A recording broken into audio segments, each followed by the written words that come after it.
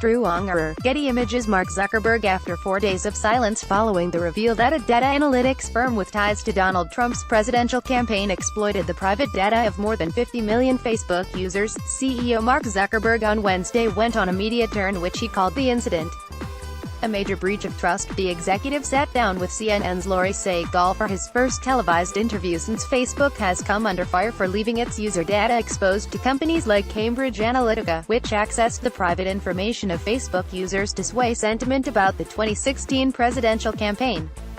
The interview, which aired Wednesday evening on Anderson Cooper 360, Zuckerberg revealed that following the incident, Facebook will review thousands of apps that had access to user data prior to 2014, when the company blocked apps from mining such information.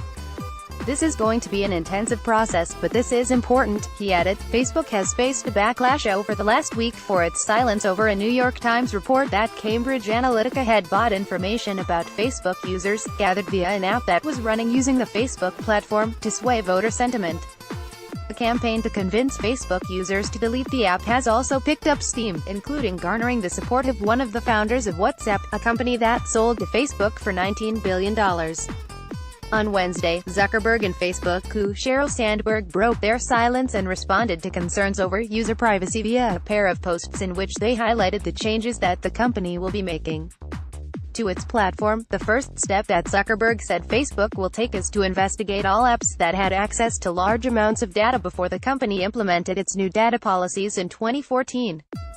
We will ban any developer from our platform that does not agree to a thorough audit, he wrote in his post, adding that any app found to have misused personal information will also be banned from the platform. Second, Facebook will further restrict app developers' access to data by blocking access to a person's data if they haven't used the app in the last 3 months and requiring developers to get signed approval to ask a person for access to additional data.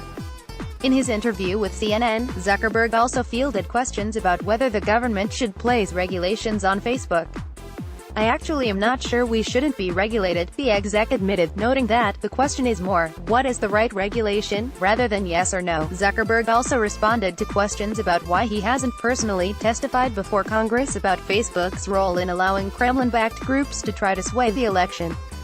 I'm happy to testify, if it's the right thing to do, he said.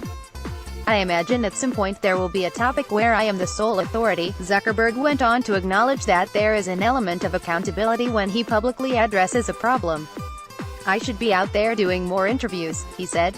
I should be out there and being asked hard questions by journalists. In addition to the CNN appearance, Zuckerberg also sat for interviews with several outlets including Wired, where he admitted that he can't really say definitively that Facebook data didn't get into the hands of Russian operatives or other groups. I hope that we will know that, more certainly after we do an audit, he said. I don't want to jump to conclusions about what is going to be turned up once we complete this audit.